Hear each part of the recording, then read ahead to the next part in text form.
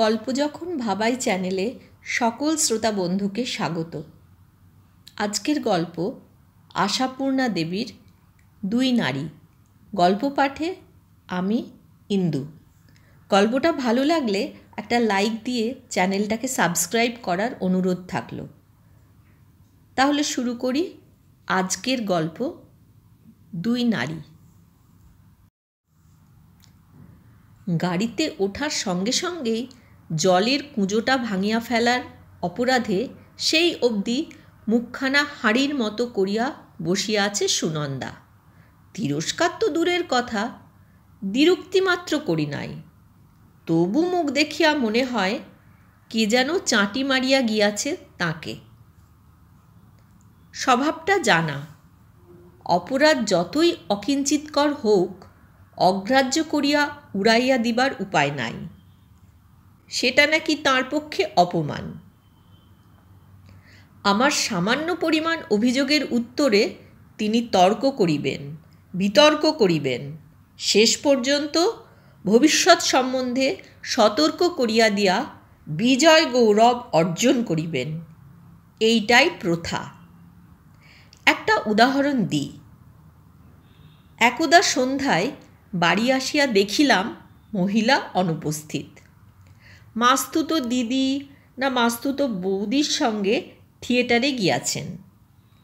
এহেন বিনা নোটিসের অনুপস্থিতি কিছুটা বিরক্তি উৎপাদন করিবে, এটা অন্যায় নয় নিশ্চয়ই। ফিরিলে এরকম বাড়ি আলগা রাখিয়া হঠাৎ চলিয়া যাইবার কারণ জিজ্ঞাসা করিতেই বোমার মতো ফাটিয়া পড়িয়া যা উত্তর দিলেন বা প্রতিপ্রশ্ন করিলেন তার সারমর্ম এই: তিনি আমার বন্দিনী কিনা, মাহিনা দিয়া আমি তাহাকে দারোয়ান রাখিয়াছি কিনা, এবং বড় মুখ করিয়া যাহারা লইতে আসিয়াছিল তাহাদের ফিরাইয়া দিলে আমার মুখটা বড় হইত কিনা ইত্যাদি। বলা বাহুল্য, তর্কে হার স্বীকার করিতেই হইল।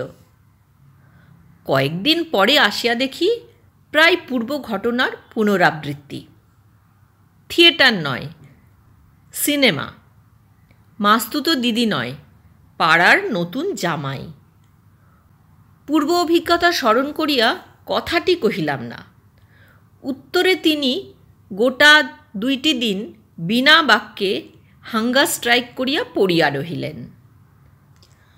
পরে শুনিলাম এমন কি গর্হিত কাজ তিনি করিয়াছিলেন যে মুখের কথাটি পর্যন্ত শুধাইতে ছেদ্দা হয় নাই আমার। জানি সবই, কিন্তু এক গাড়ি লোকের সামনে সামান্য একটা মাটির কুঁজোর ক্ষতিতে কিছু আর স্ত্রীকে তিরস্কার করিয়া প্রত্যক্ষ সংগ্রামের সম্মুখীন হইতে পারি না। বরং এক্ষেত্রে হাঁড়িমুখী শ্রেয়। কথা কহিবার চেষ্টা বৃথা। সম্মুখবর্তী জংশন স্টেশনটার অপেক্ষায় তাকাইয়া থাকি জল এবং জলাধার সংগ্রহের আশায়। মুখভারের পরিবর্তন লক্ষ্য করিতে বার কয়েক আড়ে আড়ে তাকাইতে তাকাইতেই হঠাৎ নজর পড়িয়া গেল সুনন্দার পার্শ্ববর্তিনীর প্রতি। বিশ্বাস করুন আর নাই করুন, নজরটা প্রথমটা ইচ্ছাকৃত ছিল না, কিন্তু সত্য গোপন করিব না, পরবর্তী নজরগুলো ইচ্ছাকৃত। কিংবা আমার উপর যদি ভালো ধারণা রাখিতে চান, ভাবিতে পারেন অসাবধানতা প্রসূত। কিন্তু না তাকাইয়া উপায়ও ছিল না। এমন একখানি মুখ সচরাচর চোখে পড়ে না। সুন্দর কথাটা ছাড়া বিশেষ কোনো বিশেষণ জানা নেই বলিয়ায় আমরা মুগ্ধ হইলে বলি সুন্দর। আজ হঠাৎ মনে হইল অপূর্ব। হ্যাঁ, ওই একটিমাত্র বিশেষণই ব্যবহার করা চলে। সুন্দর অসুন্দরের প্রশ্নটা অবান্তর। উগ্র আধুনিকতা না হইলেও সাজসজ্জায় আধুনিকতার ছাপ। সঙ্গে trunk, suitcase, bedding, tiffin carrier ইত্যাদির বহরটাও সাধারণ। এবং এতগুলি যাত্রীর মধ্যে কে যে তাহার যাত্রীসঙ্গী বুঝিবার উপায় না থাকলেও সেটিও যে অসাধারণ নয় সে কথা নিঃসন্দেহে বুঝিতে পারি। সুনন্দার সেন দৃষ্টি উপেক্ষা করিয়াও আর একবার চাহিলাম। দ্বিতীয়বার মনে মনে উচ্চারণ করিলাম, অপূর্ব। সকল কাজেরই প্রতিক্রিয়া আছে। মিনিট কয়েক পরেই সুনন্দা উঠিয়া আসিল এবং মৌনব্রত ভাঙিয়া চাপা তর্জনে প্রশ্ন করিল, তুমি ওর দিকে অমন বারবার তাকাচ্ছ কিসের জন্য অসভ্যের মতো? ও মনে করবে কি? এসব ক্ষেত্রে কুণ্ঠিত হওয়া অপরাধ স্বীকারের নামান্তর। তাই গম্ভীর চালে বলি, যাই মনে করুক তেরে এসে কৈফিয়ত তলব করবে না নিশ্চয়ই। তাই বলে তুমি তাকাবে? লজ্জা করে না? ও যখন জানতে পারবে তুমি আমারই বর, আমার যে তখন লজ্জায় মাথা কাটা যাবে। আরও গম্ভীর এবং মৃদু স্বরে বলি, ওর জানবার সম্ভাবনাটা কোথায়? তোমার গায়ে তো লেখা নেই। ন্যাকামি করো না, আলাপ পরিচয় হলে জানতে পারবে না। থাক না, আলাপ পরিচয়ের দরকার কি? একটা রাতের মামলা বই তো নয়। তা দরকার থাকবে না কেন? যত দরকার চোরা চাও নিতে না, সারা রাত্রির পাশাপাশি বসে যাব, চেনা পরিচয় করব না। ভাবিলাম বলি, সুনন্দা, সারা জীবন পাশাপাশি চলিয়াও কি চেনা পরিচয় হয়? বললাম না। স্মরণ হইল এটা গাড়ি এবং সুনন্দার সদ্য রাগমুক্ত মেজাজ। বলিলাম, তাহলে যথার্থ পরিচয়টা দিও না, বলো বাড়ির সরকার কিংবা পাড়ার লোক। থাক, তোমার আর কথা বানাতে শেখাতে হবে না। পদ্য বানাতে পারেন বলে একেবারে। খবরদার বলছি, অমন অসভ্যের মতো তাকাবে না। বলিয়া নিজের আসনে গিয়া বসিল সুনন্দা। অগত্যা সুসভ্যের মতো জানলা দিয়া বাইরের দিকে তাকাইয়া থাকি। তবু মিথ্যে বলিব না, উৎকর্ণ হইয়া থাকি আলাপ আরম্ভের আশায়। কিন্তু ট্রেনের শব্দ ও সহযাত্রীবর্গের কোলাহল ছাপাইয়া দুটি তরুণীর কণ্ঠস্বর অনেক চেষ্টায় কানে যদি বা আসে, অর্থবোধ হয় না। জংশন স্টেশনের কাছাকাছি আসতেই চমক ভাঙে। অনেক আলো, অনেক কোলাহল। মনে পড়িল খাবার জল সংগ্রহ করিতে হইবে। নামিয়া গেলাম। সামান্য চেষ্টাতেই সরাই পাওয়া গেল। ঝাঁকা মুটে ফেরি করিয়া বেড়াইতেছে। টিউবওয়েলের পরিষ্কার জল ভরিয়া ফিরিয়া আসিলাম এবং কেন জানি না বেশ স্পষ্ট গলায় শুনাইয়া দেওয়ার ভঙ্গিতে উচ্চারণ করিলাম, এই এক শুধু শুধু কষ্ট, সরাই জোগাড় করতে কম হয়রান হতে হলো। বাহ বাহ! কেন বললাম প্রত্যক্ষ সংগ্রাম, পিপাসায়। কিন্তু আশ্চর্যের বিষয়, সুনন্দাকে অবহিত করা গেল না। তবে উত্তরের পরিবর্তে নালিশ শোনা গেল। দেখলেন তো ভাই প্রমাণ, সামান্য একটা মাটির সরাই, তার জন্য কত কথা শোনানো।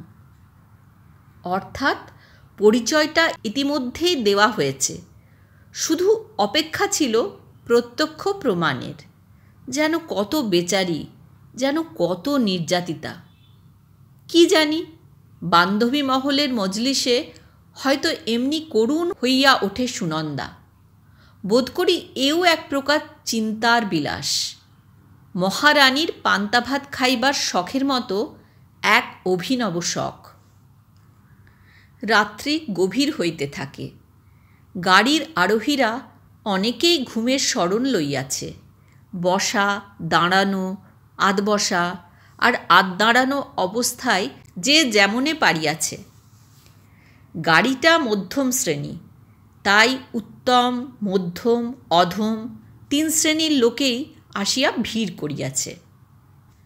আমারই মতন যাদের গাড়িতে ঘুম আসে না, খুব সম্ভব তেমনি দু একজন বই বা সিগারেটের সাহায্যে জাগিয়ে আছে। লৌহচক্রের কর্কশ শব্দটা অনেকক্ষণের অভ্যাসে ক্রমশ সহনীয় হইয়া আসে, তাই রমণীকণ্ঠের মৃদু গুঞ্জন আর অস্পষ্ট মনে হয় না, সব কথাই স্পষ্ট শোনা যায়। পূর্বে কি আলোচনা হইয়াছে বুঝিবার উপায় নাই, মাঝামাঝি শুনিতে পাই। ওই যে বললাম, আমরা ছিলাম দুই বোন, সে আর আমি, সম্পূর্ণ বিপরীত প্রকৃতির দুজনে। সে এক অদ্ভুত কল্পনাবিলাসী ভাবপ্রবণ মেয়ে। পৃথিবীর কোনো জিনিসই সে চাইত না। আপনার মনে আপনি কোন স্বর্গলোকের স্বপ্ন দেখত সেই জানে। তাই সে যখন প্রেমে পড়ল, দুজনের মধ্যে বড় কে, সে না তুমি? কথার মাঝখানে ছেদ পড়ে সুনন্দার অনাবশ্যক প্রশ্নে। তুমি শব্দটা কানে এত বিসদৃশ ঠেকে, ভদ্রমহিলা সুনন্দার চাইতে বড় যদি বা না হইতে পারেন, ছোট নিশ্চয় নয়, কিংবা সাল তারিখ মিলাইয়া যদি সাব্যস্ত হইয়া থাকে ছোটই, তবু এত স্বল্প পরিচয় তুমি? ভাবিতেই পারি না আমরা। আধুনিকা হইবার আপ্রাণ চেষ্টা সত্ত্বেও দুইটি জিনিস আজ পর্যন্ত অভ্যাস করিতে পারিল না সুনন্দা। ছাড়িতে পারিল না পান, আর শিখিতে পারিল না আপনি। ভদ্রমহিলা 1 মিনিট চুপচাপ থাকিয়া উত্তর দিলেন, বড়? ও, সেই বড় ছিল। হ্যাঁ, সে যখন প্রেমে পড়ল একেবারে আত্মহারা হয়ে গেল। কিন্তু হলে কি হবে? তার উপযুক্ত মূল্য দেওয়া সাধারণ সংসারী জীবনের কর্ম নয়। সে যখন প্রাণ ভরা আবেগ নিয়ে যেত, উত্তরে পেত উপহাস। মন তার ভেঙে পড়ত প্রেমাস্পদের নিষ্ঠুরতায়। আমি ছিলাম ঠিক তার বিপরীত স্বভাবের।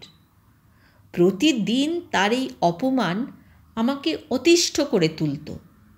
বলেছি তো, আমার স্বভাব ঠিক তার বিপরীত। সে যেমন পৃথিবীর কিছুই চায় না, আমি তেমনি সব চাই। ঘর সংসার, অর্থ সম্পদ, প্রাধান্য, প্রতিষ্ঠা, সব কিছু চাই আমার। বাঁচার মতো করে বাঁচতে চাই। তাই অহরহ আমার সেই বড় বোনের সঙ্গে হতো ঠোকাঠুকি। তাকে আমি ক্রমাগত বোঝাতে চাইতাম, তোমার এ পথ বাঁচবার পথ নয়। এরকম ভঙ্গুর মন নিয়ে পৃথিবীতে টিকে থাকা যায় না। সে ম্লান মুখে বসে বসে শুনত আমার কথা। প্রতিবাদ করতে পারত না, কিন্তু ভারী মনমরা হয়ে পড়ত। মজা এই হলো, যতক্ষণ আমি থাকতাম আমার মতবাদ সানিয়ে দিদির স্বামী প্রভুটি থাকতেন খোশ মেজাজে, কারণ আমি তার কাছে সহজবোধ্য। আর দিদি একলা থাকলেই তার ম্লান মুখ আর ছলছল হৃদয়ের করুণ আবেদনে তিনি উঠতেন বিব্রত হয়ে, উঠতেন উপহাস করে। দোষ নেই তাঁরও, সবাই সবাইয়ের জন্য সৃষ্টি হয় না, সবাই সবাইকে বুঝতে পারে না। তবে ওরকম লোকের প্রেমে পড়ল কি করে? বিয়ে করল কেন তোমার দিদি? কেন? তাকাইতে সাহস করি না, অনুচ্চ একটু হাসির আওয়াজ পাই। কেন করল সে প্রশ্নের উত্তর আমাদের দেশে নেই, কিংবা কোনো দেশেই নেই হয়তো। আসল কথা কি জানেন? পৃথিবীটা যে মাটির, এটার মতো খাঁটি সত্যি কথা আর নেই। যারা স্বপ্নের দেশের লোক, তাদের এখানে মানাবে কেন? ভাষা এবং ভাব দুইটাই যে বেশ একটু বৈশিষ্ট্যপূর্ণ সে কথা স্বীকার করিতে হয়, আশ্চর্য হই না। সেই অপূর্ব মুখের অধিকারিণীর মুখ হইতে শাড়ি ব্লাউজ আর যুদ্ধের বাজারের গল্প শুনিলে শখ খাইতাম, সন্দেহ নাই। কিন্তু বেনাবনে মুক্তা ছড়ানো কেন? সুনন্দা কোন গভীর তত্ত্বের তথ্য রাখে? বরং উদীয়মান কোনো সিনেমা স্টারের গল্প করিলে জমিত ভালো। তাই বলছিলাম, ওদের জন্যে পৃথিবী নয়, বা পৃথিবীর জন্য ওরা নয়। আস্তে আস্তে মরতে হয় ওদের। সেও তেমনি করে ধীরে ধীরে মরে গেল। মারা গেল?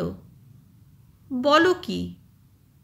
গেল বই কি, আর বলতে গেলে আমিই তাকে খুন করলাম। খুন? খুন ছাড়া আর কি? তার মতো অপদার্থ জীবের বেঁচে থাকার দরকারটা কি অসম্মান সয়ে সয়ে? হ্যাঁ, বিপরীত স্বভাব সত্ত্বেও ভয়ঙ্কর ভালোবাসতাম আমি তাকে। সে যেন আমারই। আমি? হ্যাঁ, কি বলছিলাম? ভালোবাসতাম বলেই আমি তাকে খুন করে ফেললাম, আস্তে আস্তে গলা টিপে। কই, চমকে উঠলে না? বিশ্বাস করছো না? ঘটনাটা কিন্তু সত্যি। তারপর থেকে শুরু হলো আমার প্রতিষ্ঠার। অনায়াসে আয়ত্ত করে ফেললাম লোকটাকে। দিদির বরের সঙ্গেই বিয়ে হলো নাকি তোমার? সুনন্দার প্রশ্নগুলো এমন গ্রাম্য কেন? সুনন্দার ভাষাটা এত অমার্জিত কেন? ভদ্রমহিলা প্রশ্নটা এড়াইয়া হাসিয়া ওঠেন। এখন অবশ্য আমার বর বলেই সমাজে পরিচয়। তোমার সঙ্গে তাহলে বনে? ভয়ঙ্কর। বনবে বই কি, বনতেই হবে যে। হ্যাঁ, এখন আমি খুব সুখী। যা চাইতাম সবই পেয়েছি, পাচ্ছি, আদায় করে নিচ্ছি। হাওয়ার মতো হালকা হয়ে ভেসে যাচ্ছি। শুধু যেদিন শ্রাবণের দুপুরে বৃষ্টি পড়ে না, খালি মেঘ করে থাকে, শুধু যেদিন চলন্ত ট্রেনে সঙ্গীরা ঘুমিয়ে পড়ে, বাইরে ওঠে জ্যোৎস্না, সেদিন তাকে মনে পড়ে যায়, সেই আমার অভিমানিনী বড় বোনকে। ভয়ানক মন খারাপ হয়ে যায়, অস্থির লাগে। মনে হয় সে যদি বেঁচে থাকতো, সে যদি এমন করে মুছে না যেত। মনে হয় হয়তো আমার এই সুখের ছদ্মবেশ মনকে ছলনা। হয়তো নিজের মতো করে সেই সুখী ছিল, কিন্তু আমিই তাকে খুন করেছি, আস্তে আস্তে গলা টিপে। এতক্ষণে বুঝতে পারি অপ্রকৃতিস্থ। সুনন্দাকে সরিয়া আসিতে বলিব নাকি? ও এমন গা ঘেঁষিয়া বসিয়াছে কেন? সুনন্দার কি সন্দেহ হইতেছে না?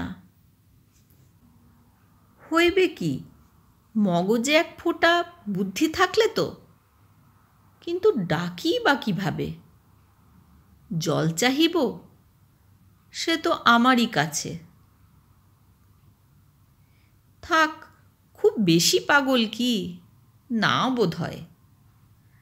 তাছাড়া আমার দৃষ্টি এড়াইয়া কি আর করিবে? বেশিক্ষণ ভাবিতে হইল না। পরবর্তী স্টেশনটার কাছাকাছি আসিতেই এক ভদ্রলোক বাঙ্কের উপর হইতে নামিয়া পড়িয়া সম্মুখবর্তিনীর প্রতি বাঁকা কটাক্ষে, আশা করি ভুলে যাওনি, এখানে চেঞ্জ করতে হবে, এখানে চেঞ্জ করতে হবে বলিয়া বেডিং সুটকেস প্রভৃতি লইয়া বীর বিক্রম শুরু করিয়া দেন। পরনে চড়া রঙের খাকি স্যুট, মুখে চোখে আর ছাঁটা গোঁফে কড়া মিলিটারি ছাপ। ওগুলো নিয়ে ব্যস্ত হচ্ছ কেন? স্টেশন আসুক, কুলিরাই তো অসামান্যা উঠিয়া দাঁড়ান। ড্যাম কুলি, 1 মিনিট মাত্র স্টপেজ তা জানো? উফ, কি দুর্ভোগ! গরমে একেবারে ফেন্ট হবার জোগাড় হচ্ছিল। 2nd ক্লাস টিকিট কিনে এভাবে নরক যন্ত্রণা ভোগ করা? কেবলমাত্র রিজার্ভেশনের অভাবে এইটি হলো। দেখি বাকি সময়টুকু যদি ভদ্রভাবে যাওয়া যায়।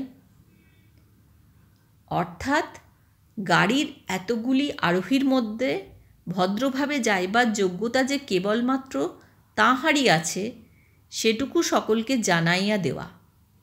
কি কারণে কি দুর্ভোগ, সে তথ্যটুকু তো তাহার সহচরিণী না জানার কথা নয়। ভদ্রমহিলা আর উত্তর দেন না, জানালার কাছে সরিয়া দাঁড়ান। সব শুদ্ধ কটা ছিল? 7টা না? টিফিন ক্যারিয়ারটা নিয়ে, নাকি ওটা বাদে? কি, তুমি যে একেবারে স্ট্যাচু বনে গেলে! এতক্ষণ তো গ্র্যান্ড চালাচ্ছিলে। যাক, তোমার আর একটা বিদ্যার পরিচয় পাওয়া গেল। এমন মার্ভেলাস গল্প বানাতে পারো সেটা জানা ছিল না। এই কলি, কলি, এই কলি, ইধার आओ। 3 ठोका है, दोनों आदमी का माल। এই হুঁশিয়ারি সে, বাস বাস। কি, তুমি নামবে না? থেকেই যাবে? আশ্চর্য! ট্রেন ছাড়িয়া দেয়। থাকিয়া যান নাই, শেষ পর্যন্ত নামিয়াছেন। ভদ্রলোকের কথাবার্তা শোনার পর পূর্ব ধারণাটা আর পোষণ করা চলে না। আর যাই হোক, পাগলিনী নয়। সঙ্গদোষ কথাটা মিথ্যা নয়। খাঁকি স্যুটের পিছন পিছন নামিয়া যাওয়ার পরে সঙ্গে সঙ্গেই যেন মুগ্ধ ভাবটা লুপ্ত হইয়া যায়। জুত করিয়া সুনন্দার পাশেই বসি এবার। বোকা পেয়ে তোমায় খুব ধাপ্পা দিয়ে গেলেন মহিলা। কে বললে ধাপ্পা? আকাশে খণ্ড খণ্ড মেঘ, জ্যোৎস্নার ছায়া ম্লান। মুখ দেখা যায় না সুনন্দার, শুধু উত্তরটাই শোনা যায়। ধাক্কা?